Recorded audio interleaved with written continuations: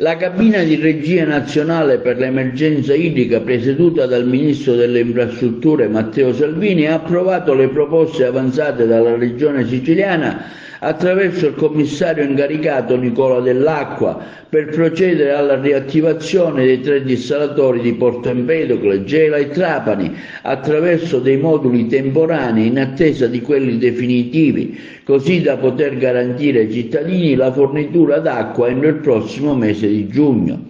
Desidero rivolgere il plauso del mio governo alla cabina di regia nazionale, al commissario Dell'Acqua, ha affermato il presidente della regione Renato Schifani, per aver accolto la mia proposta di voler accelerare le procedure necessarie a restituire ai siciliani impianti indispensabili per garantire in modo continuo adeguate forniture idriche, ancora più urgenti in considerazione dei cambiamenti del clima che ci costringono a fare i conti con lunghi periodi di siccità ed esaurimento delle scorte d'acqua.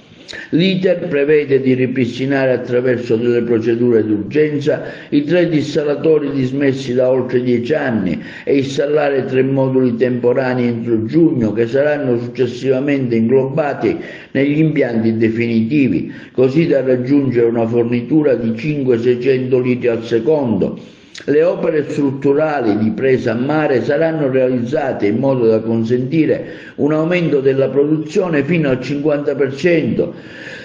fino ad arrivare a 900 litri di acqua al secondo. Il governo della regione ha già individuato le risorse necessarie stanziando 90 milioni di euro dell'accordo di coesione sottoscritto con il governo nazionale e altri 10 milioni provenienti dal bilancio regionale.